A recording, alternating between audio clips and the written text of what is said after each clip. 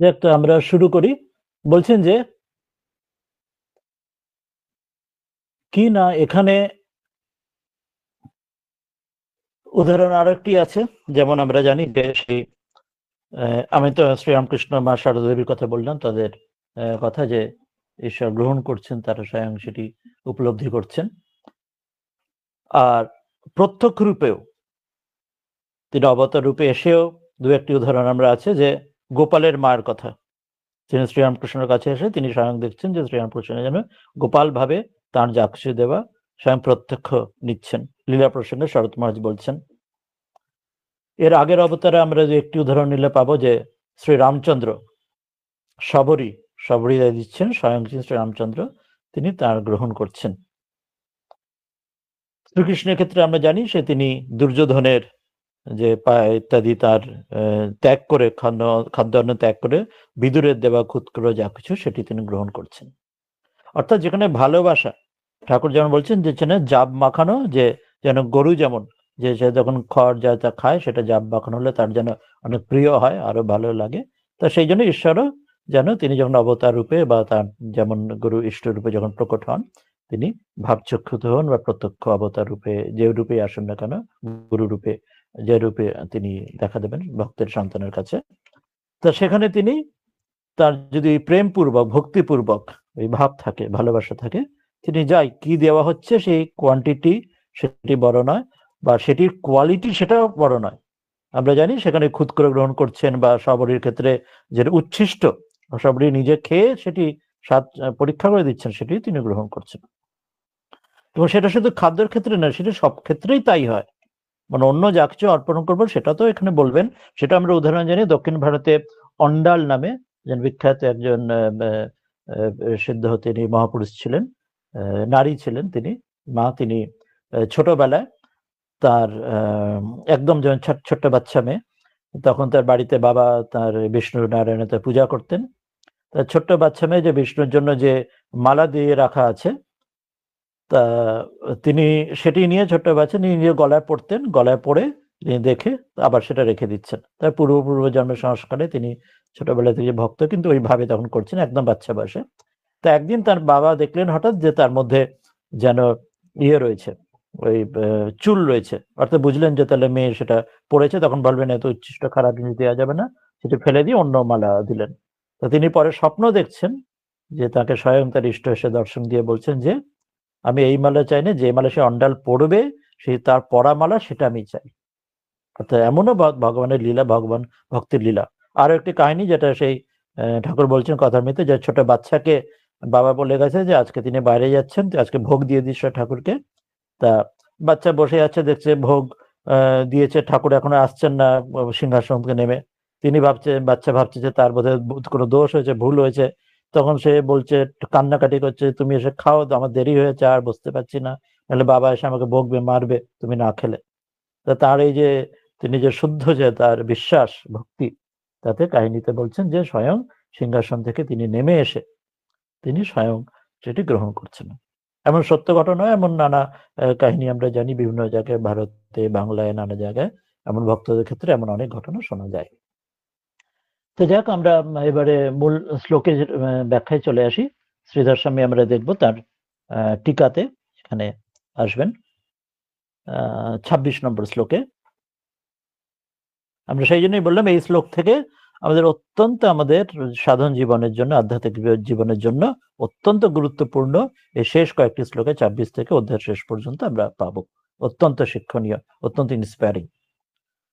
তো বলছেন তৎ এবং স্বভক্তানাম অক্ষয় ফলত্বম উক্তম। বলছেন যে এর আগের শ্লোকে, যে 25 নম্বর শ্লোক অব্দি আগের দিন যেগুলি পড়েছি, সেখানে নানাভাবে তিনি বলেছেন তার যে ভক্তদের, তাদের যে অক্ষয় ফল লাভ হয় সেটি বলেছেন আগে। অর্থাৎ সেখানে বলেছিলেন যে যারা অভক্ত, আসরি সম্পদ তারা অবজ্ঞা করে, আর ভক্তদের মধ্যে যারা কিন্তু তাকে ক্ষুদ্র দেবতার পূজা করে, তারা ক্ষুদ্র দেবতার ক্ষুদ্র ফল পায়, কিন্তু যারা স্বয়ং পরমেশ্বর ঈশ্বরের পরমাত্মার পূজা করে তারা কিন্তু অক্ষয় ফল লাভ হয়। তো সেটি আগে বলেছেন। এরপরে সে অক্ষয় ফল লাভ তো হবেই, তার সঙ্গে অনায়াসত্বম স্বভক্তের দর্শয়তি।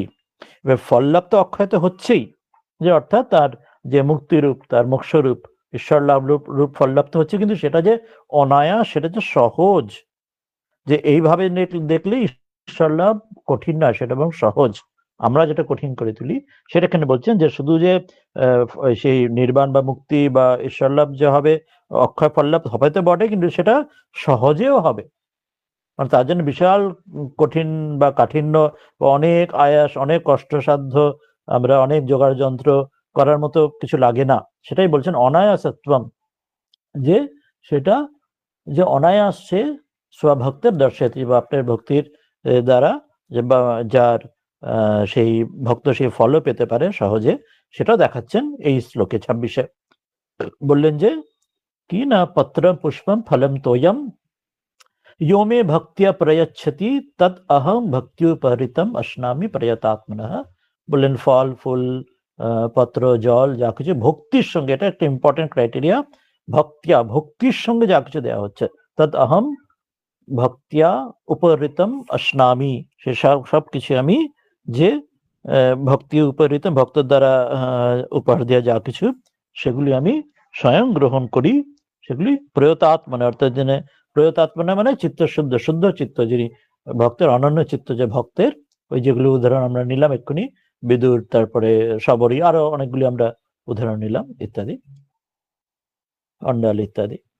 তা বলছেন যে পত্র পুষ্পাদি মাত্রম অপি, যে পত্র ফুল ফল, তারপরে পাতা ইত্যাদি সবকিছুই, ময়ম, যে আমি, আমাকে, ভক্তিয়া, ভক্তির দ্বারা, মানে প্রীতিয়া মানে প্রীতির দ্বারা, ইহা প্রয়চ্ছতি, যে আমাকে ভক্তির দ্বারা, প্রীতির দ্বারা আমাকে এই যা কিছু পত্র পুষ্প এটসেট্রা এটসেট্রা যা কিছু দেয়, তস্য প্রয়তাত্মনঃ, সেই যে প্রয়তাত্মন, সেই যে শুদ্ধ চিত্ত, যে ভক্তের, চিত্ত অনন্য চিত্ত, আমার প্রতি তার ভক্তি যার, এমন যে সে শুদ্ধ চিত্তস্য নিষ্কাম ভক্তস্য, তার ভক্তির কামনা কামনার মধ্যে নয়, মুক্তির কামনা কামনার মধ্যে নয়, সে যিনি আমার নিষ্কাম ভক্ত, যিনি সকাম কামনা নয়, ভগবানের কাছে লাউ কুমড়ো চাওয়া নয়, তাকেই শুধু চাইছে, তেমন যে নিষ্কাম ভক্ত, সেই জন্য শুদ্ধ চিত্ত, তার চিত্তের সব কালিমা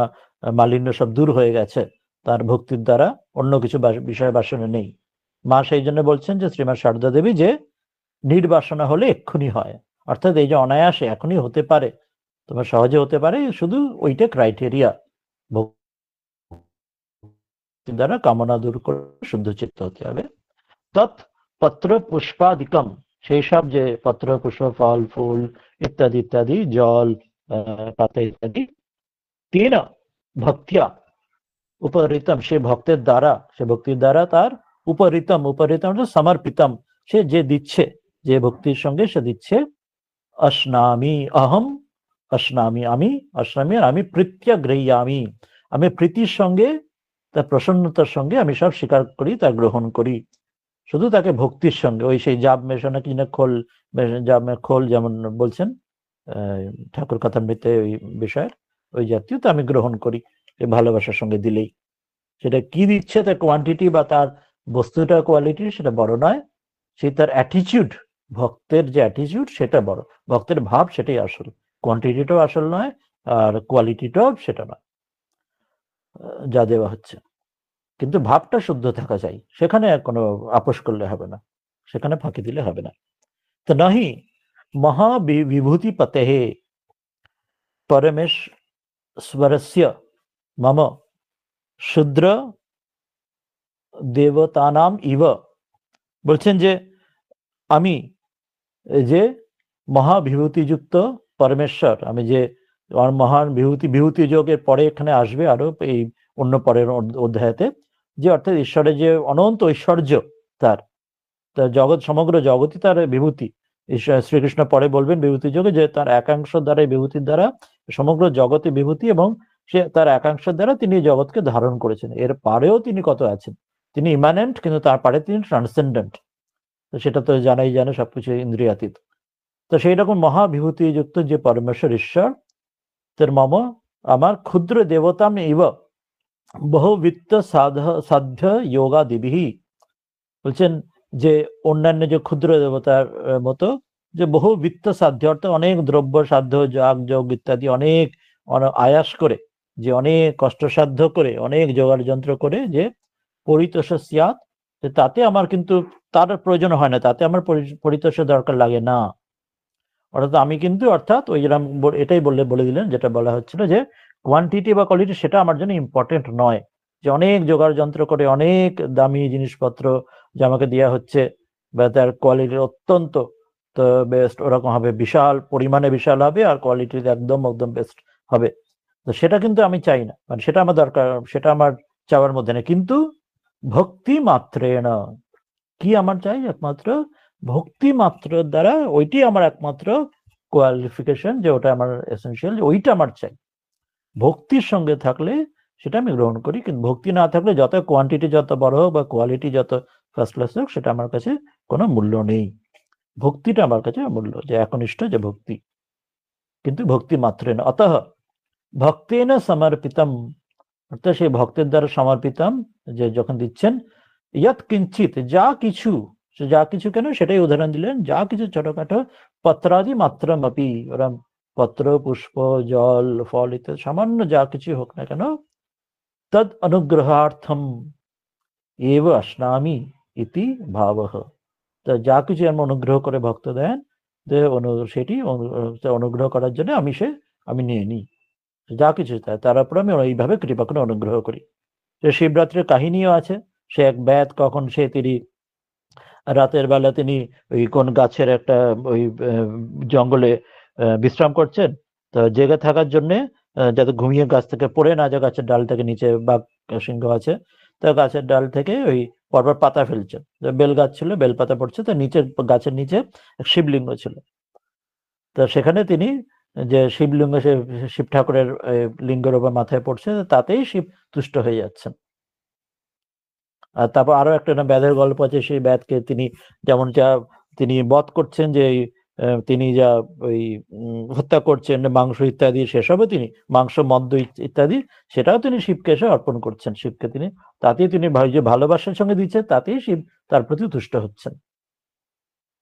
তো এইরকম সেটা বলছেন এখানে, যে আমি ওই ভালোবাসাটা আমি দেখি, আমি ভেতরের মনের ভাবটা দেখি, বাইরে কি কোয়ান্টিটি কোয়ালিটি, বাইরে জামজমক, সেটা কিন্তু আমার জন্য ইম্পর্টেন্ট নয়। এবার সেই বিষয়টা আরো এগিয়ে নিয়েছেন পরের শ্লোকে, নচ পত্র পুষ্পাদিকম অপি, আর কি পত্র পুষ্প ইত্যাদি যা কিছু বললেন আগের শ্লোকে, ফল জল ইত্যাদি, যজ্ঞার্থম পশু সোমাদি দ্রব্যবৎ মদর্থম এব উদ্যমহির আপাদ্য সমর্পিয়ম কিং তর্হি। কি বলছেন না, যে পত্র পুষ্প ইত্যাদি যেগুলি বললেন, এগুলি আর সেগুলো যজ্ঞের জন্য, যেমন যজ্ঞের বিভিন্ন যজ্ঞের ক্ষেত্রে তার যে ব্যবস্থাপনা করতে হয়, উদাহরণস্বরূপ যেখানে বলি দেওয়া হয়, সেখানে পশু, সোমরস, আগেকার দিনে সেখানে বৈদিক যজ্ঞের সোমরস বলে এক উদ্ভিদের কথা বলা রয়েছে, হিমালয়ে পাওয়া যায়, সেমন উল্লেখ করা হচ্ছে সেখানে। তো সেই সোম ইত্যাদি, সোম আদি দ্রব্য বৎ ইত্যাদি অন্যান্য যা কিছু লাগে সেই পূজার যজ্ঞ ইত্যাদির জন্য, যজ্ঞবৎ।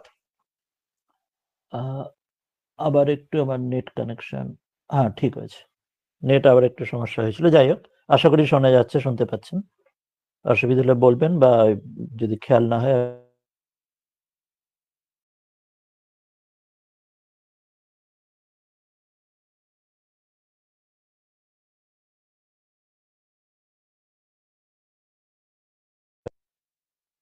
পরশু আবার ইন্টারনেট সমস্যা হয়েছে,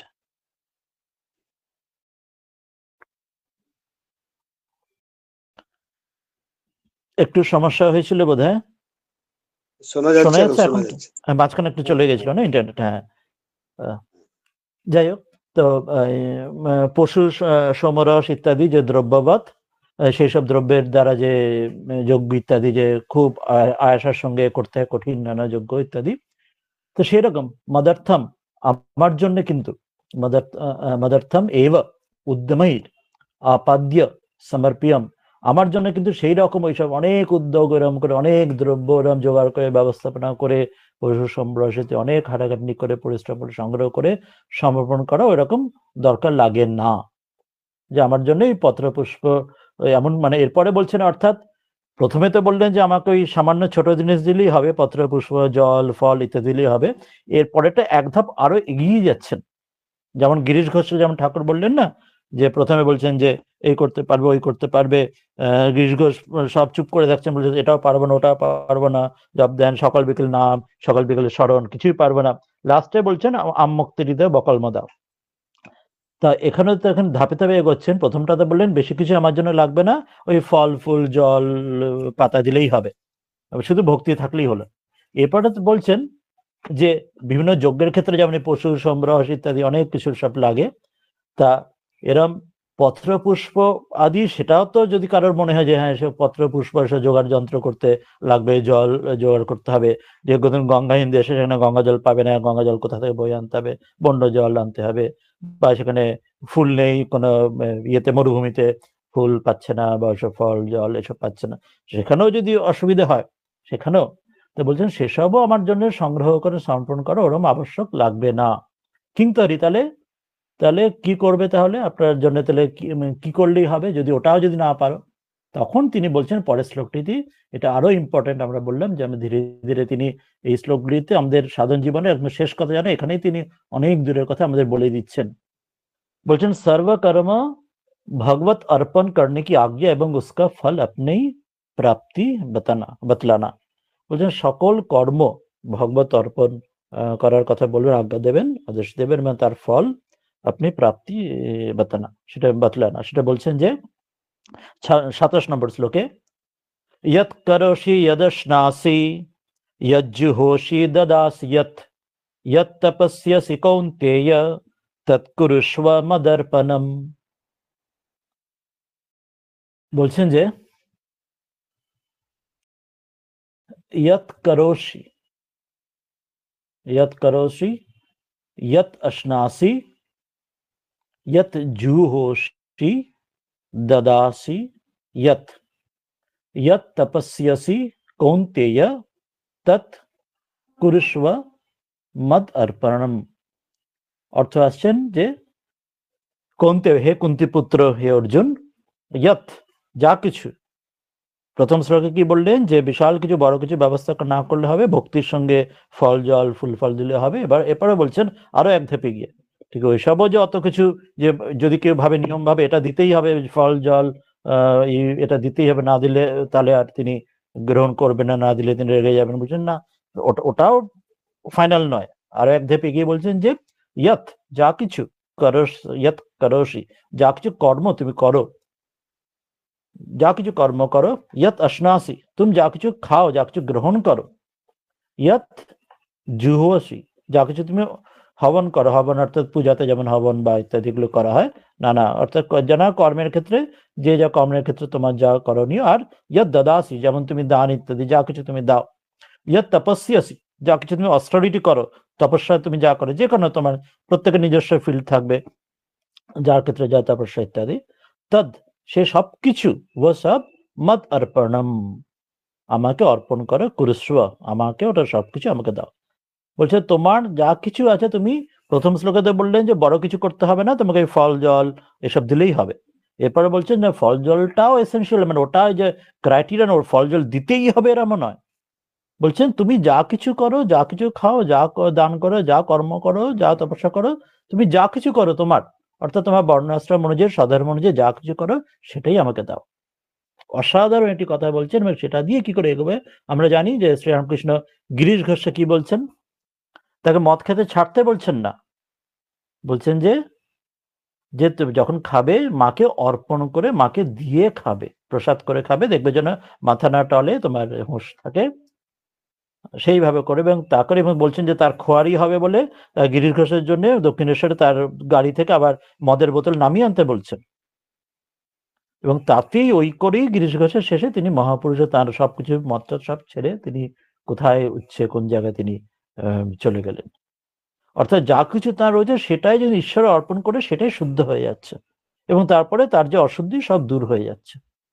অসাধারণ, এটি আমাদের জীবনের জন্য এটি খুব বড় জিনিস আমাদের দিয়ে দিচ্ছেন, যে নচ পত্র পুষ্পাদিকম অপি, যে শুধু পত্র পুষ্প দিতেই হবে যজ্ঞার্থম, যেমন যজ্ঞেতে পশু সোম আদি দ্রব্যবৎ ওইসব যেমন দেওয়া হয় সোম রস পশু ইত্যাদি। মদর্থম এবা উদ্যমই, সে উদ্যমের দ্বারা চেষ্টা করে খেটে খুটে আপাদ্য সমর্প্রিয়ম, যে আমাকে পত্রপুষ্পময়ী যে দিতেই হবে সেটা নট নেসেসারি কিংধরি, তাহলে কি করতে হবে না यत् करोषि यदश्नासि यज्जुहोसि ददासि यत् यत् तपस्यसि कौन्तेय यत् तत् कुरुष्व मदर्पणम स्वभावतः वा शास्त्रार्थः वा, বলছেন স্বভাব সে বা শাস্ত্র বিধি সে। ওই জন্য শাস্ত্র বিধির দ্বারা তোমার গুরু ইষ্ট, যেমন গুরু শাস্ত্র যা বলেছেন সেটার দ্বারা তোমার যা কিছু যৎ কিঞ্চিত কর্ম করোসি, যে শাস্ত্র গুরু যেমন বলেছেন সেটা অনুযায়ী তুমি যা কর্ম করো। আর যেখানে শাস্ত্র বাক্য বা গুরু বাক্য না মানতে পেরে তোমার স্বভাবে ওই যেমন গিরির কোষে মদ খাওয়ার মতো, তো সেই রকমও যদি তোমার যদি ওই স্বভাবের মধ্যে ওটা যে সেটাও যদি রয়ে যায়, তো সেটা তুমি যা কিছু কর্ম করো সেটা তুমি কিভাবে করো, যথা আর কি, যে যথা যদ যশনাসি, তুমি যা কিছু খাও, যদ জুহোসি, যা কিছু তুমি হোম করো, যদ দদাসি, যা কিছু তুমি দান করো, यत् तपस्यासि, যে যেমন তুমি তপস্যা করো, তপ করসি, তপস্যা করো, তৎ সর্বম, সে সবকিছু ময়্যর্পিতম, অর্থাৎ আমাকে সবকিছু অর্পিত হয়ে যায়, যথা ভবতি এবং কুরুষ্ব, যে আমাকেই সবকিছু অর্পিত হয়ে যায় এরম ভাবে তুমি করতে যাও। वो सब जिस प्रकार मेरा अर्पित हो जाए वैसे ही करता रहो, তো সেই সমস্ত কিছু আমাতে যাতে অর্পণ করা হয় সেই রূপে করা, অর্থাৎ নিজের জন্য করো না, সেগুলো যা কিছু নিচ্ছ সেটা আমার জন্য করবে।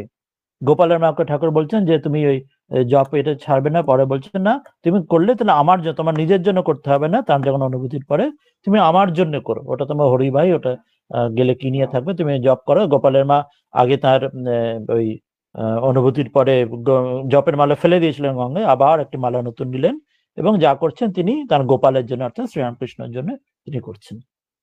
এটাই বলছেন যে যা কিছু তুমি করো নিজের জন্য করো না, তোমার সাধন ভজন জপ ধ্যান তপস্যা, তোমার খাওয়া দাওয়া, তোমার যা কিছু, তোমার 24 ঘন্টা যা তোমার শাস্ত্র গুরু যা বলেছেন, অথবা তোমার নিজের স্বভাবে নিজের ইচ্ছায়, ঠাকুর ওই জন্য গিরিশ ঘোষকে তার কবিতা ওই নাটক করতে বারণ করছেন না, সেটা তার এই নিজের জিনিয়াস ট্যালেন্ট যারা করছেন সেটাও করতে বলছেন, কিন্তু সবকিছু অর্পণ করে। অর্থাৎ যে যেখানে আছে না কেন, যা কিছু কর্ম গুরু শাস্ত্র বলুক অথবা তার নিজের সংস্কার, নিজের প্রারব্ধ অনুযায়ী, নিজের পছন্দ ভালোবাসা ট্যালেন্ট নিজের ভাব অনুযায়ী করুক, সেটাই তাকে দিয়ে করো। গীতাতে আগেও আছে যে বলা হয়েছিল যে পরস্পর ভাবয়ন্ত, আর যে তাকে ঈশ্বরকে না দিয়ে অর্পণ করে, দেবতাদের না দিয়ে, সে স্থির, সে চোর হয়। আমরা গীতাতে আগে পড়েছিলাম যে নিজের জন্য শুধু খেলে সেটা সেলফিশনেস, চোর হয়। হয়তো আমি টাকা পয়সা দিয়ে আমি কিনতে পারছি, রোজগার করতে পারছি, যে নিজের টাকা আমি নিজে খাচ্ছি ইত্যাদি, কিন্তু তাহলে আমি চোর যদি আমি ভগবানকে অর্পণ না করে খাই। কারণ আমি বাস্তবিক টাকা চুরি করিনি, আমি সৎভাবে উপার্জন করছি, কিন্তু সেটাও যা গ্রহণ করছি খাচ্ছি সেটা ভগবানকে দিয়ে প্রসাদ রূপেই নেব। এটা সেটাই বলছেন, যা কিছু তুমি করো হোয়াট এভার তোমার স্থানকাল পাত্রভেদে সবকিছু তাকে দিয়ে। বড় কথা বললেন।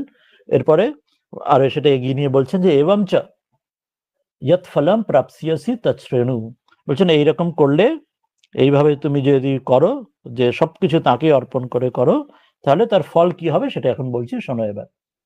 যে কর্মটা সাধনটি বললেন, এরপর সাধনের ফলটিও বলে দিচ্ছেন ফাইনাল, এইভাবে করলে কি হবে 28 নম্বর শ্লোকে বলছেন, शुभाशुभ फलैरेवं मक्ष्यसे कर्म बंधनै संन्यास योग युक्तात्मा विमुक्त मामुपैष्यसि। বলছেন शुभाशुभ फलैः एवं मोक्ष्यसे कर्म बंधनैः संन्यास योग युक्तात्मा विमुक्तः माम उपैष्यसि। কি বলছেন, एवं এরকম অর্থাৎ এই প্রকার, इस प्रकार संन्यास योग युक्तात्मा, যার অর্থ দিচ্ছেন এখানে जिसमें समस्त कर्म मुझ भगवान के अर्पण होते हैं ऐसे संन्यास योग से युक्त चित्त वाला। বলছেন সন্ন্যাস অর্থ যে ত্যাগ, সেটি ত্যাগের ভাব কি বলছেন, মানে বাইরে যে সন্ন্যাসী তা নয়। ঠাকুর যেমন বলছেন চৈতন্যদেবের গৃহস্থ ভক্তরা অন্তরে সন্ন্যাসী ছিলেন, সেই ভাবটি বলছেন যে সমস্ত কর্ম যদি আমাকে, যে ভগবানকে অর্পণ হয়, তাহলে সেটাই ত্যাগ, এবং সেই রকম ত্যাগ রূপ যে দ্বারা যুক্ত হয়ে, সে ত্যাগের সঙ্গে যুক্ত হওয়াটাই সন্ন্যাস যোগ। সেটা গৃহস্থ আশ্রমে থেকে হতে পারে, সন্ন্যাস আশ্রমে হতে পারে, ব্রহ্মচর্য আশ্রমে হতে পারে, বানপ্রস্থ আশ্রমে হতে পারে। ভগবানকে অর্পণের দ্বারা শুভাশুভ ফলেই, শুভ এবং অশুভ যে ফল, যে কর্মের, প্রত্যেক কর্মে সেই যে রূপ যে কর্ম বন্ধনেই শুভ ফলের দ্বারা কোথায় হবে না স্বর্গ প্রাপ্তি হয় পুণ্য দ্বারা, এবং অশুভ ফলের দ্বারা ওই পাপের দ্বারা নরক প্রাপ্তি বা তার যেমন যা নিম্নতর যোনি প্রাপ্তি হয়, বা সেরকম যা কঠিনতা যা জীবনে যা কিছু সেই সমস্যা যা আসে ইত্যাদি। তো সেই সব রকম শুভ অশুভ কর্মের যে বন্ধন দ্বারা মোক্ষ সে সকল থেকে সে মুক্ত হয়ে যাবে এবং বিমুক্ত হয় বা মুক্ত হয়ে মাম আমাকে উপৈষ্যসি, শেষে আমাকেই ভগবানকে সে ঈশ্বর লাভ করবে, ভগবানকে লাভ করবে, তার যখন সময় আসবে ঈশ্বরের কৃপায় তাকেই পাবে। তো এটাই ফলটা বলছেন তাহলে, এবং চ যৎ ফলম প্রাপ্স্যসি, তুমি যদি সবকিছু আমাকেই দাও এইভাবে জীবনচর্চা যদি হয়, তোমার জীবনের মানে ফোকাস বা তার যে মূল যে আমরা বলতে পারি তার যে সেন্টারটা জীবনে যদি আমাকে কেন্দ্রীভূত হয়ে হয়, আমাকে কেন্দ্র করে তোমার জীবন আবর্তিত হয় সবকিছুর মধ্যে, যা কিছু জীবন চর্চা করো, তাহলে কি ফল পাবে সেটা শোনো। শুভ ফলের এবং মোক্ষসে কর্মবন্ধনে হি সন্ন্যাস যোগ যুক্তাত্মা বিমুক্ত মাম উপৈষ্যসি। বলছেন এবং কুর্বম কর্মবন্ধনহি, বলছেন এইভাবে করলে, এবং কুরবান এমন করলে, কর্মবন্ধনহির কর্মের যে বন্ধন সেই বন্ধন থেকে, কর্ম নিমিত্তহির যে কর্মের নিমিত্ততে কি হয়, কিরকম না ইষ্ট অনিষ্টহি, ইষ্ট ফল হতে পারে অনিষ্ট ফল হতে পারে, শুভ ফল হতে পারে অশুভ ফল হতে পারে, যে কোনো কর্মের দ্বারা সেই ফলহি সেই ফল থেকে মুক্ত ভবিষ্যসি। তুমি তাহলে কর্মের কোনো বন্ধন, ভালো মন্দ, কোনো ভালো দ্বারা স্বর্গ সেটাও একটা বন্ধন, কারণ স্বর্গের আবার সুখ লাভ হয়ে আবার ফিরে আসবে মর্ত, আর অশুভ কর্মে তারও যে বন্ধন, পাপ রূপ যার তোমার কর্মফল ভোগ, সেখান থেকে মুক্ত হয়ে যাবে। কর্মণাং ময়ি সমর্পিত ত্বেন, এই সকল কর্মগুলোকে আমাকে সমর্পণ, আমাকে অর্পণ করলে, তব তৎফল সম্বন্ধ অনুপপত্তে, তাহলে সবকিছু আমাকে অর্পণ করলে কি হবে না, তার যে ফলের সঙ্গে যে সম্বন্ধ, ভালো বা মন্দ শুভ অশুভ যে ফল হয়, সেই সবগুলো ফলগুলো থেকে অনুপপত্তে, সঙ্গে সঙ্গে তোমার থেকে সম্বন্ধ না থাকলে সেখান থেকে তুমি একদম মানে মুক্ত হয়ে যাবে, কোনো রকমের যুক্ত থাকবে না। তাহলে কি হবে, তৈশ্চ তহিতা, তাহলে চার কি হবে, বিমুক্ত সন, মুক্ত হয়ে যাবে। কিভাবে না, সন্ন্যাসে যোগ যুক্তাত্মা, সন্ন্যাসে যোগ যুক্তাত্মা শব্দটা ব্যাখ্যা করছেন। সন্ন্যাস আমরা বললাম, সন্ন্যাস অর্থাৎ সম্যক রূপে ত্যাগ, সেটাকে সন্ন্যাস মানে বাহ্যিক সন্ন্যাস শুধুমাত্র নয়, মনের অন্তরের যে সন্ন্যাস, সেটাও অন্তরের যে ত্যাগ। তাই শ্রীরামকৃষ্ণ বলছেন যে গীতা 10 বার বললে যা হয় সেটি গীতার মূল সার, যে ত্যাগ জীব সবকিছু ত্যাগ করে ঈশ্বরের শরণাগত হও, সেটি বলছেন। গৃহস্থ হলেও তাই, অন্য আশ্রম হলেও তাই।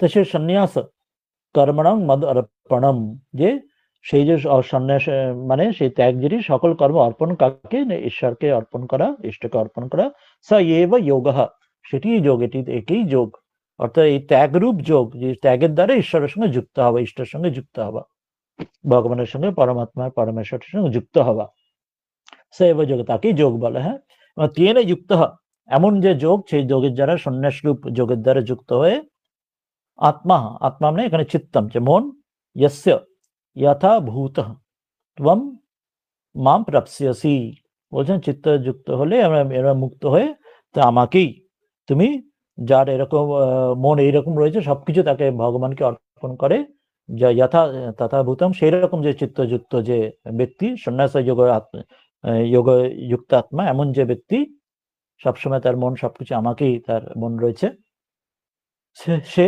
আমাকেই পায়। এটি করে তিনি এই ফলটি এখানে বলছেন। তো এটা অত্যন্ত ইম্পর্টেন্ট, আমরা দেখলাম অত্যন্ত, তিনি এটি বলে, এবং তার যে শেষ ফল যেটি, সেটাও তিনি পরের শ্লোকে বলে দেবেন। পরের শ্লোকটি একটুখানি সময় আছে, মনে হচ্ছে আমরা পড়ে নিতে পারবো, তারপরে প্রশ্ন উত্তর থাকলে সেটা শুনে নিতে পারবো। বলছেন যদি ভক্তেভ্য এবং মোক্ষম দদাসি, এবার একটি তার তাত্ত্বিক একটি সংশয় জাগতে পারে আমাদের মনে, সেটি যেন তিনি উত্তরটা বলে দিচ্ছেন নিজে থেকে। যদি ভক্তেভ্য এবং মোক্ষম দদাসি, যদি ভক্তরা এরা মোক্ষ পেয়ে যায়, তোমাকে অর্পণ করলেই তারা ভক্তরা শেষরা মুক্ত হয়ে যাচ্ছে, ন অভক্তেভ্য, কিন্তু অভক্তরা হয় না, যেটা আগে বলেছেন, যারা আশির সম্পদ জানা তাকে অবজ্ঞা করে, তারা বা ক্ষুদ্র দেবতা যারা পুজো করে, তারা শুধু ক্ষুদ্র দেবতাকে প্রাপ্ত হয়, সেই ফল থেকে আবার সংসারে ফিরে আসতে হয়।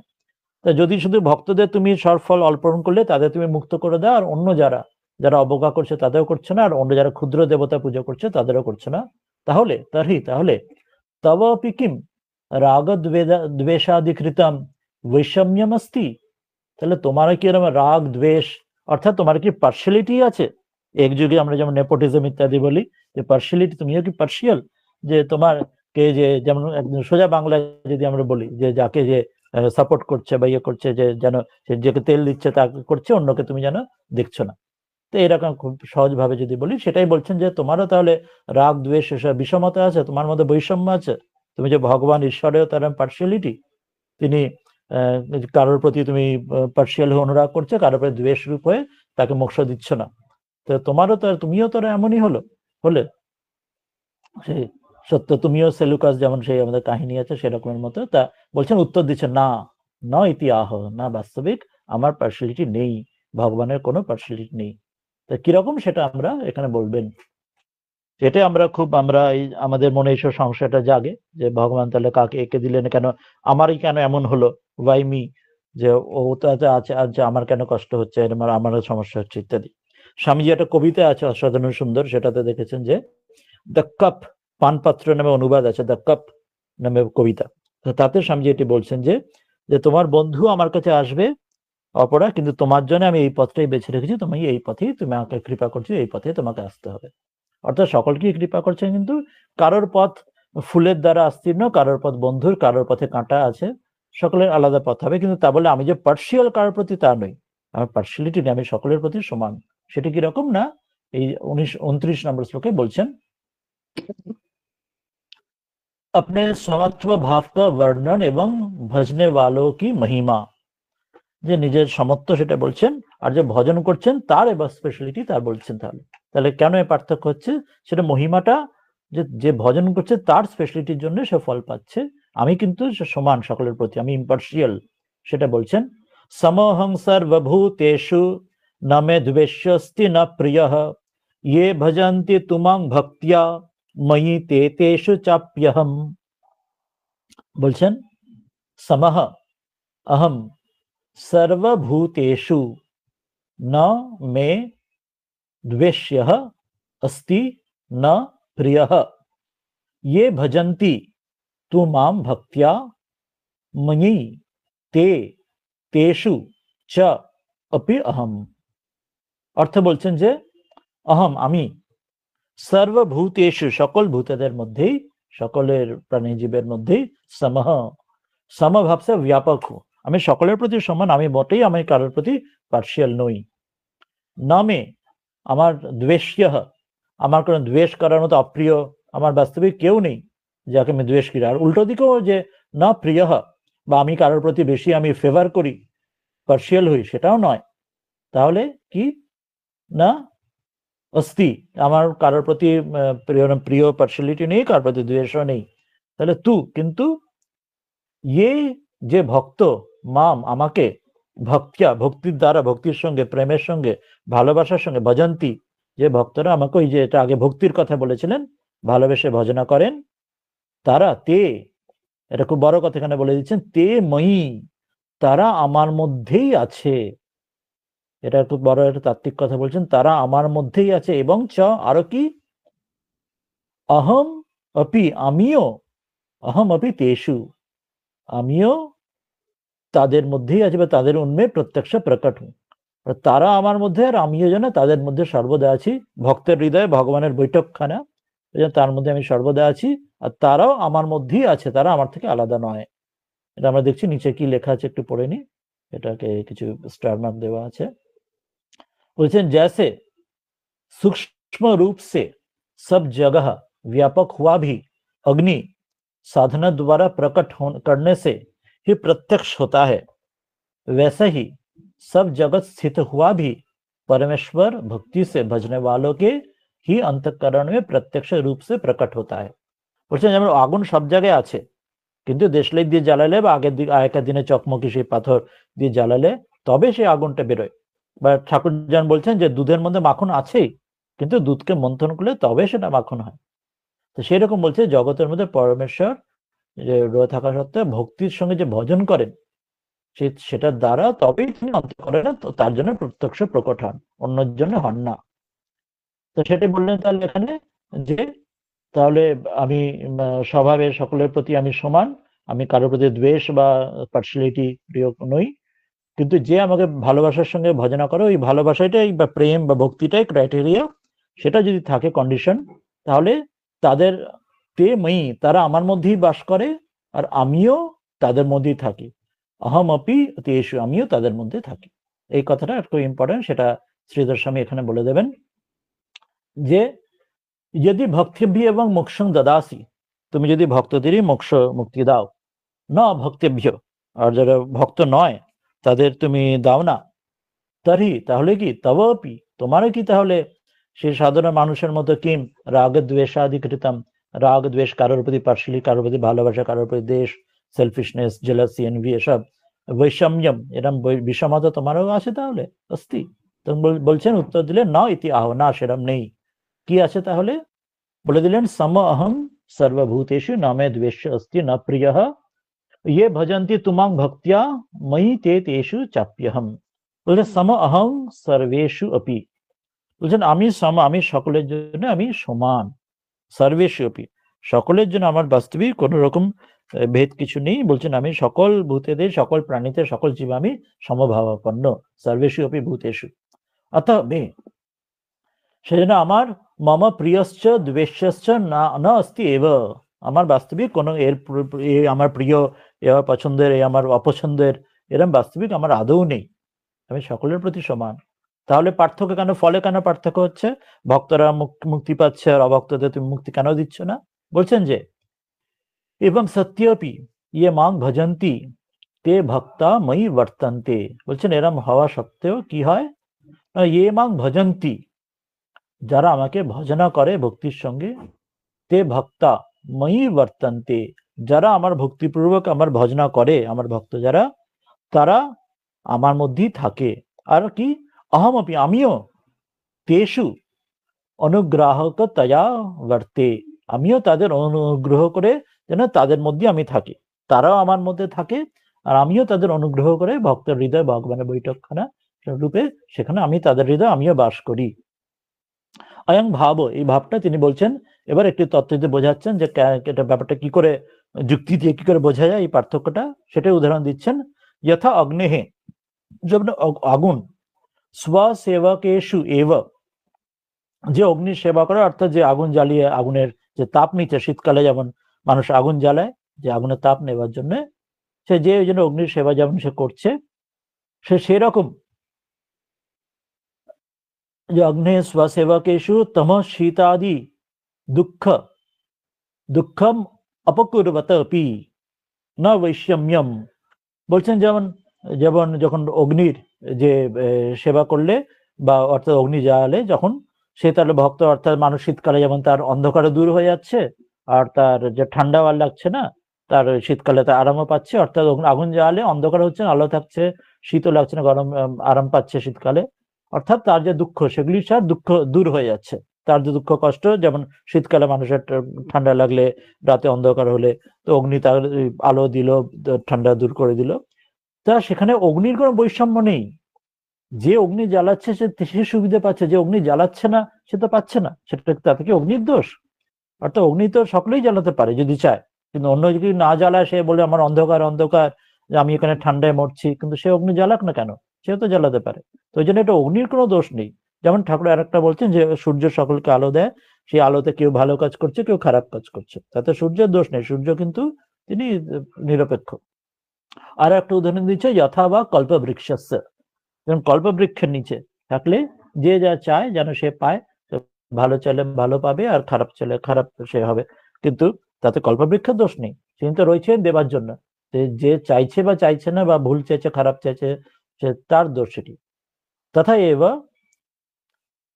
ভক্ত পক্ষপাতিন অপি, যে ভক্তর কে পক্ষপাত যদিও তুমি মনে হচ্ছে, কিন্তু তাহলেও মম নাস্তি এব বৈষম্যম, ভক্ত যদিও মোক্ষ বা মুক্তি পাচ্ছেন, কিন্তু তাতে আমার কোনো বৈষম্য নেই, আমার কিন্তু বাস্তবিক পার্সিয়ালিটি নেই, যে আমাকে যেন উপযোগিতা, যেন আগুন জ্বালাচ্ছে, যে সে আমার এই যেন আগুনের যে তাপ বা আলো পাচ্ছে, আর যে আগুন জ্বালাচ্ছে না সে অন্ধকারে পড়ে থাকছে, সে ঠান্ডা শীতে কাঁপছে, তাতে আগুনের কি দোষ? আগুনের কোনো দোষ নেই। তো কিন্তু সেরকম বলছেন মদ ভক্তে এবায়ং মহিমামতি, সেটা বড় ভক্তেরই মহিমা, যে ভক্ত যেমন যে আগুন যেমন জ্বালাবে, যেমন তার যেমন মহিমা যে সে আগুনের উপযোগিতা সে ব্যবহার করছে, সেরকম ভক্তেরই মহিমা সেটি, যে ভক্ত ঈশ্বরকে ভজনা করে সে সেই মুক্তি বা মোক্ষ সে পাচ্ছে। অর্থাৎ এটার মধ্যে দিয়ে তিনি নিজে তো ইম্পার্শিয়াল বটে, তিনি আদৌ পার্শিয়াল নয়, উল্টে তিনি ভক্তের যে ভক্তির মহিমা তিনি প্রকাশ আরো করছেন, যে যে অনন্য ভক্তিতে তাকে পূজা করে সে ভক্তির এবং তার সেই সেই ভক্তি যার আছে সেই ভক্তের তার মহিমা তিনি বাড়াচ্ছেন এটির মধ্যে দিয়ে। তাহলে এটা দিয়ে তিনি 29 নম্বর এখানে শেষ করলেন। আমার মনে হয় আজকে 10 মিনিট আর আছে, আর বোধহয় পরের শ্লোকে আর যাবার দরকার হয়তো নেই। যদি কারোর প্রশ্ন আলোচনা করার থাকে, আর একটু অল্প সময় রয়েছে, তাহলে আমরা শুনে নিতে পারি। ডক্টর লাহিড়ী আছেন, ডক্টর সরকার আছেন, আরো যারা রয়েছেন, কেউ কিছু প্রশ্ন আলোচনা করতে চান তাহলে শেষ একটুখানি আমরা আলোচনা করতে পারি। হ্যাঁ 4টে শ্লোক মহারাজ, আমরা বললাম। হ্যাঁ বলুন। মহারাজ এই পাপ পুণ্য যে যে ভগবান বলছে আমাকে যে সমস্ত কিছু সমর্পণ করে, হ্যাঁ, তো এবার পাপ পুণ্য আমাদের তো মানে আমরা সাধারণ মানুষের আমাদের মধ্যে একটা পাপ পুণ্য দুটোই কাজ করে। এটা ভালো করলে পাপ, ভালো করলে পুণ্য, খারাপ করলে পাপ। তো আমরা পাপ করলে তো আর ভগবানকে সেটা সমর্পণ করতে পারি না, যেটা মানে স্বামীজিও একবার মানে একটা পড়েছিলাম যে স্বামীজি বলছে যত ভালো কাজ যা কিছু আমি বলেছি সেগুলো ঠাকুর করিয়েছি, আর যেটা খারাপ যা কিছু হয়েছে সেটা আমি করেছি। তো সমস্ত কিছু তো সমর্পণ করতে পারি না, কারণ আমার অনেক খারাপ কাজ আছে, তো সেইগুলো তো আমি সমর্পণ করতে পারি না। হ্যাঁ, এটা খুব ভালো প্রশ্ন। এবার এটা আমি দেখব স্বামীজি যেখানে বলছেন সেটি অন্য একটা স্তর থেকে বলছেন। তিনি বলছেন যে যে যা কিছু এই আমি যা কিছু লেকচার দিয়েছি বা ইত্যাদি যা কিছু আমি আমার দ্বারা যা কিছু উপকার ভালো যা কিছু হয়েছে জগতে দেশে, তা সবকিছু সেটাই তারই মহিমা, তারই কৃপা। আর যদি আমার দ্বারা কোনো দোষ ভুল, কারোর কোনো ক্ষতি ইত্যাদি যা কিছু হয়ে থাকে সেটা আমারই ত্রুটি। সেখানে কিন্তু সেখানে বলছেন না তাকে অর্পণ করছি না, বলছেন না। সেখানে বলছেন যে যদি আমার দ্বারা কারো উপকার না হয়ে থাকে বা তার ক্ষতি হয়ে থাকে, তার ভুল হয়ে থাকে, যেটা তার উপকার হয়নি বা আমি ঠিক বলিনি, কর্ম করিনি, সেটা আমার নিজের ক্ষতি বা মানে নিজের আমার নিজের দোষ, অর্থাৎ আমার নিজেরই ত্রুটি। সেটা ঈশ্বরের বা শ্রীরামকৃষ্ণ দোষ নয়, সেটা বলছেন তিনি। এটা বলছেন না যে অর্পণ করব না, সেটা বলছেন না। অর্পণ করাটা তো পার্সোনাল ব্যাপারে, আমার এবং ঈশ্বরের সঙ্গে পার্সোনাল রিলেশনশিপ। সেটা জগতে কোথাও ফলো করে বলার কোনো জায়গাই নেই। সেটা আমি এবং ইষ্টের মধ্যে, কারণ তৃতীয় ব্যক্তি নিগুরু আছেন শুধু, কিন্তু বাইরে সেটা জগতের কাছে বলার নয়। সেটা ওখানে যেটা বলছেন সেটা বলছেন যে আমার যা কিছু ভালো তার কিছু কৃতিত্ব সব তার, ভগবানের মানে শ্রীরামকৃষ্ণ বা যার যার যার ইষ্টের আর ঈশ্বরের। আর আমার যা কিছু দুষ্কৃতি যদি কিছু হয়ে থাকে, ভুল ভ্রান্তি হয়ে থাকে, সেটাই দায়িত্ব আমি, অর্থাৎ তিনি খারাপের দায়টা তাকে দিচ্ছেন না, এবং খারাপের দায়টা তিনি নিজে নিচ্ছেন। এটা তো তিনি অপরকে বলার জন্য একটা সেটা নিচ্ছেন এই স্ট্যান্ডটা। কিন্তু আমরা সাধনের ক্ষেত্রে এখানে যেটা বললেন, এখানে আমরা যেটা পড়লাম, যে সেটা হচ্ছে আমরা যা কিছু খারাপটাও সেটা সবকিছু তাকে দেবো। স্বামীজির অন্য একটা কবিতা আছে, স্তোত্র আছে, জানি অম্বা স্তোত্রম, যাতে আছে সাম্বা শিবা মম গতি সফলে ফলে বা। বলছেন সাম্বা শিব, হে শিব পার্বতী শিব শক্তি, তুমি আমার গতি, আমি সফল হই বা অফল হই, ব্যর্থ হই। অর্থাৎ সেখানে দিচ্ছেন স্বামীজি কিন্তু পুরোটাই তাকে অর্পণ করছেন। অম্বা স্তোত্রম পড়বেন, তার যে শেষ লাইনে স্বামীজি বলছেন যে সাম্বা শিবা, অম্বা অম্বা এবং শিব, অম্বযুক্ত অর্থাৎ মা যুক্ত শিব শক্তি, তিনি তারাই আমার গতি, আমি সফল অফল আমার ফল যেমন ফলযুক্ত হই ফলহীন যেমন যা হই না কেন, আমার শেষ আমার গতি উপায় একমাত্র তিনি। অর্থাৎ সেখানে তাই বললেন, অর্থাৎ আমার ঠিক ভুল যা কিছু সব কিন্তু তার পায়ে তিনি দিলেন, তাই না? তো সেখানে ওইটা বলে দিচ্ছেন। আর একটা আমরা কাহিনী একটা মনে থাকবে, আমরা শুনেছি আমরা মহাভারতের ক্ষেত্রে। কাহিনীটা আমার এই মুহূর্তে মনে নেই, ওটা মূল এডিশনে মানে মূল মহাভারতে আছে অথবা পরবর্তীকালে কাহিনী তৈরি হয়েছে কিনা সেটা আমি জানা নেই, কিন্তু এই মুহূর্তে মনে নেই। কিন্তু কাহিনীর ভাবটা অন্তত নিতে পারি যে, বা অন্য কাহিনীগুলো আমরা জানি যে ওই ওই ইয়ে কুরুক্ষেত্র যুদ্ধের আগে যখন পাশা খেলা হলো, যুধিষ্ঠির যখন করলেন, এই যে পাশা খেলে সব হারালেন, নিজের সবকিছু হারিয়ে দিলেন, আর পরে সেই যেটি কাহিনীতে আছে, যেটা আমরা শুনি, যেটা মূল ভারতে না, পরবর্তী আমরা কাহিনী মহাভারতে জানি, যে অন্যান্য রচনাগুলিতে পরবর্তীগুলোতে, যে দ্রৌপদী যখন ডাকছেন তখন তিনি ঠাকুর এসে তাকে উদ্ধার করছেন, তাকে তার সে বস্ত্র দিচ্ছেন। সেখানে একটা বলা হচ্ছে, তাহলে তিনি যখন এত এসে তিনি আরো আগে এসে কেন বাঁচালেন না? তাহলে এত দূর তো গড়াতো না ব্যাপারটা, তা আরো আগে আগে করতে পারতেন। প্রথমটাই যে যুধিষ্ঠির যখন পাশা খেলতে গেল সেখানেই যদি আটকে দিতেন, তাহলে তো এইসব ঝামেলাতে এত যেত না। প্রথমটাই যদি আটকে দিতেন তাহলে আরো তো ভালো হতো। পাশা খেলতেই সেখানেই বাধা দিয়ে তিনি রক্ষা করতেন। তিনি এত দূর কোনো অব্দি গড়ালেন কেন? তো সেখানেই ওইটাই বলছেন, যখন দ্রৌপদী তাকে ডাকছেন তবে আসছেন, তার আগে যুধিষ্ঠির কি করছেন, তিনি যখন ওই মানে কাহিনীতে যেটা আছে, মূল মহাভারতে আছে কিনা নয় বললি এই মুহূর্তে বলতে পারছি না, কিন্তু ভাবটি এটাই যে যুধিষ্ঠির সেখানে যে পাশা খেলায় যাবার তার যে আসক্তি পাশা খেলার, সেই জন্য তিনি মনে মনে তাকে যেন এড়িয়ে লুকিয়ে যাচ্ছেন, যেন তিনি মনে মনে কৃষ্ণকে স্মরণ করছেন না। তিনি যেহেতু তিনি একটা সকল একটা খারাপ কাজ, তিনি পাশা খেলার রূপে একটা আসক্তি, জুয়া খেলার মতো আসক্তিতে, যেটি তার অত্যন্ত আসক্তি রয়েছে, খারাপ কাজে, অশুভ কাজে, অনিষ্ট কাজে যাচ্ছে, তার ওই সাহস নেই যে ভগবানের কাছে তাকে সেটি নিজেকে খুলে ধরা, যে আমি একটা এরকম কাজ করতে যাচ্ছি। তিনি লুকিয়ে করছেন। ওই জন্য স্বামীজি মনে করাচ্ছেন, স্বামীজি বলছেন, কমপ্লিট বক্সে আছে দেখবেন, স্বামীজিকে সম্পূর্ণ পুরোটা দেখলে আমরা একটা অংশ দেখলে ভুল বোঝার সম্ভাবনা থাকে। স্বামীজি অন্য জায়গায় বলছেন, যদি কোনো অন্যায় বা পাপ করতে ইচ্ছা হয় সেটি গুরুজনের সামনে তা জানিয়ে করবে। অর্থাৎ এইটা বোল্ডনেস স্বামীজি বলছেন। অর্থাৎ খারাপ মানে এটাই বললেন, লুকিয়ে করার মধ্যে কোনো গ্রেটনেস, ওটা it is covered is, you are covered. যদি তোমার সত্যি এরকম পাপ বা খারাপ করা হয়েছে, তাকে বরং এটাই বরং বেটার যে তুমি গুরুজনের সম্মুখে বা তার নলেজে রেখে, অ্যাকনোলেজ করে তার নলেজে রেখে করবে। এরকম এক জায়গায় স্বামীজি উল্লেখ করছেন। অর্থাৎ ভাব এটাই যে যখন ভগবানকে জন্য এই শুভ অশুভ যা কিছু যদি পুরোটাই যদি তাকে দিই, আমরা যদি ওই যেটাই ভাবি না, যেটাই আমরা অনেক খারাপ কাজ দিতে চাই না, আমরা যদি মনে মনে ভাবি, ঠিক যদি আমার ঈশ্বরে বিশ্বাস থাকে, তাহলে আমরা খারাপ কাজ করতেই পারবো না। স্বামীজি বলছেন যে পাশের ঘরে যদি চোর জানে যে পাশের ঘরে সোনা রূপা আছে, তাহলে চোর কি ঘুম হবে না? সে সবসময় ভাবে কি করে শীত কেটে পাশের ঘরে যাব। স্বামীজি বলছেন সেরকম আমরা বাস্তবে ঈশ্বরে বিশ্বাসই করি না।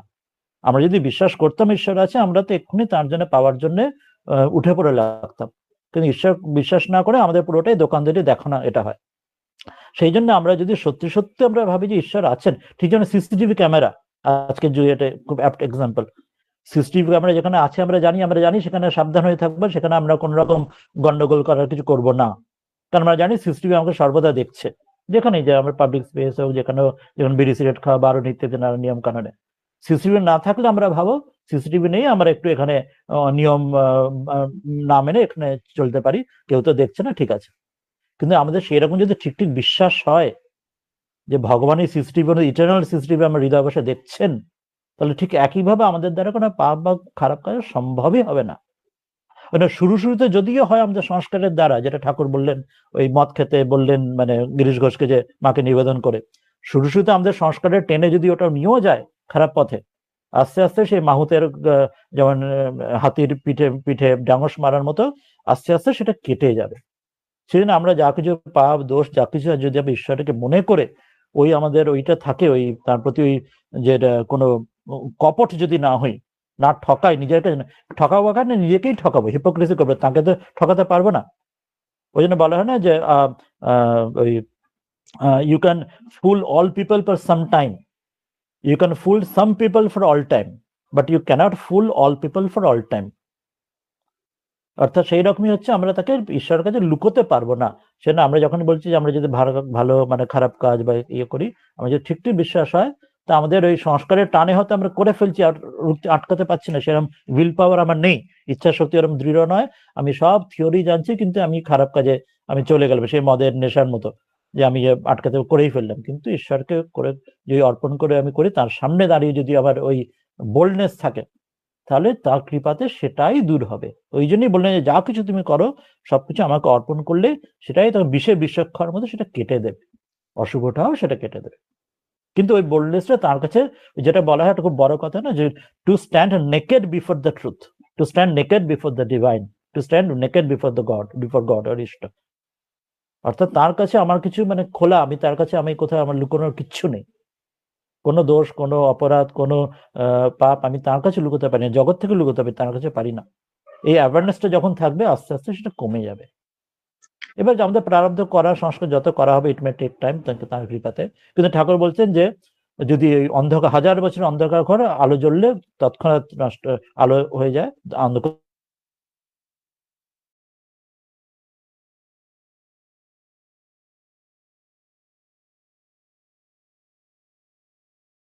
হয়ে যায়, সময় লাগে না, ঠিক না? তার কৃপা। হ্যাঁ তা মহারাজ, এটাই তাহলে আচ্ছা তিনি মহারাজ, বললেন। হ্যাঁ, ওই বলুন। আপনি যে বলছেন না হ্যাঁ, যে সব কাজ ঈশ্বরকে সমর্পণ করা, হ্যাঁ, আমি আহ, বলছি না, এটা তো শ্রীকৃষ্ণ বলছেন। হ্যাঁ, এটা তো খুব ডিফিকাল্ট 1 নম্বর। আর হুম, কারণ আমরা যদি নিজেরা যদি কিছু না করি, স্বামীজি যেটা বলেছেন যে নিজের উপর বিশ্বাস রাখা, হুম, ধরুন আমাদের এই ডাক্তারি ক্ষেত্রে বা যা কিছু, সেটা নিজেকে তো কিছুটা করতেই হবে। এবারে অবশ্যই। হ্যাঁ, হ্যাঁ, হুম, আর আরেকটা কথা, যে আমাদের যে জব ধ্যান করা যখন করি, তা জব ধ্যানটা তো আমরা যে বলে যে শেষে ঠাকুরকে সমর্পণ করে দেওয়া, অর্পণ কিন্তু করা। হ্যাঁ, আমরা তো সবটা তো কনসেন্ট্রেশন একরকম আনতে পারছি না। মানে আমরা হুম, ধরুন 1 হুম, ঘন্টা আমি যদি করি, তাহলে দেখেছি হুম, যে হয়তো 15 মিনিট খুব ভালো কনসেন্ট্রেশন হলো, 15 মিনিট মাঝামাঝি, আর 15-20 মিনিট মানে একদমই বাজে। তা আমি হুম। সবটা কি ঠাকুরকে সমর্পণ করে দেবো? সবটাই, সবটাই, সবটাই। কিন্তু তবে এটাও খেয়াল রাখতে হবে যে মানে তা বলে মানে কেয়ারলেসনেস তো বলা হচ্ছে না, যেমন যে ড্রাইভিং জানে না তাকে কি ড্রাইভিং করতে বলা হচ্ছে? তো সেরম তো নয়। সেরম তো বলা হচ্ছে না, ডাক্তারি ক্ষেত্রে সে তার নলেজ থাকবে, যার যে যা ফিল্ডের হোক না কেন, সে যেটা রান্না যায় না সে রান্না করতে পারবে বা ইত্যাদি। সেটা সবকিছু নলেজ থাকবে এবং সেটাকে আরো বেটার করার চেষ্টা করবে, শিখবে, যে যেমন যার সম্ভব তার যে কম্পিটেন্স যে লেভেলের মধ্যে সের মধ্যে করবে। ডাক্তারি ক্ষেত্রে যেমন যে যা ফিল্ডে সেটা করবে, বাকিটা যেমন রেফার করবে অন্য ডাক্তারকে, অন্য স্পেশালিস্ট ইত্যাদি। সেখানেও তাই একই ব্যাপার। তো এখানেও সেটি হচ্ছে যে যা কিছু আমার ভালো মন্দ সবকিছু তাকেই কিন্তু অর্পণ করা। ওই জন্য একটা সুন্দর কাহিনী আছে, কাহিনী না, সত্য ঘটনা। ওই সত্য ঘটনা হচ্ছে যে মা রয়েছেন, শ্রীমা সারদা দেবী উদ্বোধনে রয়েছেন। সেখানে পরবর্তীকালে যিনি ওই বোধহয় শিবানন্দজির শিষ্য হবেন, ভাস্করেশ্বরানন্দজি খুব সম্ভবত, যিনি নাগপুর মঠের প্রতিষ্ঠাতা হবেন পরবর্তীকালে, অনেক পরে। তখন তিনি কলেজের স্টুডেন্ট এবং তিনি শুদ্ধানন্দজি তখন রয়েছেন, তিনি সব স্বামীজি কমপ্লিট ওয়ার্কস এডিট করছেন, ইংরেজি থেকে অনুবাদ ইত্যাদি করছেন। তা এনাকে বলেছেন, ইয়ং ছেলে, কলেজ স্টুডেন্ট, শিক্ষিত ছেলে, ফিলোসফি নিয়ে পড়ছে, যে তুইও তাহলে এটা একটু করিস। তা সে আসছে, তা এসে নিচে ওইসব এডিটিং মানে ওই অনুবাদ ইত্যাদি কাজ করছে। মা ওপর থেকে দেখছেন, শুনছেন, ছেলেটা আসছে করছে। তাকে বলছেন যে ছেলেটার হলে আমাকে পাঠিয়ে ওর কাছে, মায়ের কাছে, শ্রীমা সারদা দেবীর কাছে, দোতলায়, উদ্বোধনের দোতলায়। তিনি তখন কলেজের স্টুডেন্ট। তা মা বলছেন, বাবা কি করছেন?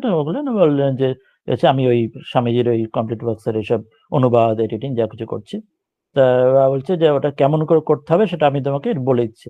তা তিনি তো ভাবছেন, আচ্ছা মা তো, আমি ফিলোসফি পড়ি, আমি এত কিছু, আমি আর মা আমাকে শেখাবেন যে কি করে এসব করব? মা তো নিজেই মানে অত পড়াশোনা জানি নয়, কলেজের স্টুডেন্ট তখন। তা মা বলছেন, বাবা যখন কাজ করবে তুমি, মানে অর্থাৎ এডিটিং বা এইসব লেখালেখি কমপ্লিট যা কিছু করবে, তা ভাববেন যে সেখানে ওই স্বামীজির যে কমপ্লিট ওয়ার্কসের মধ্যে স্বয়ং ঠাকুর বিরাজ করছেন। এটা একটা প্রথমে ভাববে, যে ঠাকুর স্বামীজির এই বাণী রচনার কমপ্লিট ওয়ার্কসের মধ্যে স্বয়ং ঠাকুর বিরাজ করছেন, এটা ভাববে।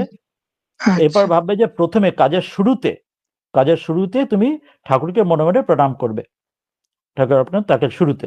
এবার কাজ তো একটানা করো, ননস্টপ তো করো না, কেউ তো করি না, আমরা যখন খাওয়া দাওয়া করি মাঝখানে ঢোক গেলাম, থামলাম, বা সে ডাক্তারি করি বা যে যা করে, বা যে যা কাজ করছে, ইঞ্জিনিয়ারিং করছে, রান্না করছে, তো ননস্টপ তো না, সে মাঝে মাঝে একটু থামলো, একটু এদিকে দেখলো, এই করলো ইত্যাদি, কম্পিউটার কাজ করছে তাও তাই করছে। তা সেখানে মাঝে যখন তুমি একটু রেস্ট নেবে বা একটু তুমি থামবে 2-1 মিনিটের জন্য, তখন আবার ঠাকুরকে স্মরণ করো। আর কাজটা যখন শেষ হয়ে যাবে তখন আবার ঠাকুরের স্মরণ করে তার পায়ে এগুলো দিয়ে তখন তুমি, অর্থাৎ তাকে মনে রাখবে যে, অর্থাৎ কি বলা হলো, যে এই কাজটার মধ্যেও ঠাকুর আছেন, যে শ্রীরামকৃষ্ণ ওই কমপ্লিট ওয়ার্কসের মধ্যেই, স্বামীজির অক্ষরগুলোর মধ্যেই স্বয়ং ঠাকুর বিরাজ করছেন। কাজের শুরুতেও ঠাকুরকে সব নিয়ে করলে দিলে, কাজের মাঝেও ঠাকুর, কাজের শেষেও ঠাকুর। অর্থাৎ তুমি যা কিছু করছো, এই শ্রীকৃষ্ণ এই কথাটা যেটা স্ক্রিনে রয়েছে এটাই বলে দিলেন, যে তোমার ইষ্টকে মনে রাখবে যে সব জায়গায় শুরুতে, মাঝে, শেষে। সে সোকল্ড সেকুলার ওয়ার্ক, মানে এই বই এডিটিং, ট্রান্সলেশন করা, সে তার মধ্যেও তাই। এবার ট্রান্সলেশন কোয়ালিটি ভালো হোক না হোক, সে তো আমি যতটা শিক্ষিত, যতটা আমি ট্রান্সলেশন ভাষা জানি, ততটা ভালো কোয়ালিটি হবে বা হবে না, বা ভুল হবে, সবই হতে পারে। ঠিক হয় না, ভুল ট্রান্সলেট করলাম, ব্যাকরণ ভুল করলাম, সবই হতে পারে, কিন্তু তাই কিছু যায় আসে না। ভাববে কাজের মধ্যেও তিনি, আর কাজের শুরুতে শেষের মধ্যেও তিনি, সবকিছু থাকি। তো সর্বাবস্থায় তাকে স্মরণ করা, তো এইটাই বলছেন। আমাদের ডাক্তারি ক্ষেত্রেও দেখেছি যে একটু ঠাকুরকে স্মরণ করলে যেন একটু নিজস্ব বল পাওয়া যায়। অবশ্যই অবশ্যই, সব ক্ষেত্রে, জীবনের প্রত্যেক ক্ষেত্রে, সেটাই। কিন্তু আমাদের অনেক সময় মনে থাকে না, আমাদের ইগো এসে পড়ে, আমরা ভুলে যাই, আমাদের মনে পড়বে, সে সত্য হয়। সেটাই। সব কাজে, যে কোনো কাজের ক্ষেত্রে তাই হয়, ওই কিন্তু আমি এটা- আমি আমি বোধ তো যায় না তো। হ্যাঁ, সেটাই। ওই তার কৃপাতে যখন যাবে, অন্তত ঠাকুর বলছেন না, কাম তো যায় না, কিন্তু তোরা কাম কমানোর চেষ্টা করবি, তো অন্তত সেটাই। এটা কমবে। অশ্বত্থ গাছের ফেকরি বলছেন, আমি যদি না যাই তো থাক শালা দাস আমি হয়, দাস আমি বা ভক্ত আমি বা তোকে সেটাই। জুড়বে, ঠিক আছে। সেইভাবে হোক। হ্যাঁ, যাই, হ্যাঁ, খুব ভালো প্রণাম তাহলে প্রণাম আজকে। মহারাজ, হ্যাঁ খুব ভালো হ্যাঁ লাগলো। সেটাই, হ্যাঁ এটা হচ্ছে আমি ভাবছিলাম যে হ্যাঁ জব করার সময় কনসেন্ট্রেশন একরকম হয় না তো, সেটাই। হ্যাঁ, সেই। আপনি ভালো বলেছেন, ঠিক আছে, হ্যাঁ, প্রণাম। তাহলে আজকে এটা দিয়ে শেষ হবে। এর মধ্যে আর কার কোনো প্রশ্ন আছে? নাহলে আমরা এই গীতা ধ্যানের এই শ্লোকটি যেটা স্ক্রিনে দিয়েছি এটা দিয়ে শেষ করব। অন্য আর কেউ যদি কিছু প্রশ্ন করতে চান করবেন, না হলে আমরা এখন শেষ করব। ঠিক আছে, তাহলে কারোর কিছু প্রশ্ন নেই, আমরা তাহলে শেষ করি এই শ্লোকটি দিয়ে। ও মূকং করোতি বাচালম পঙ্গুম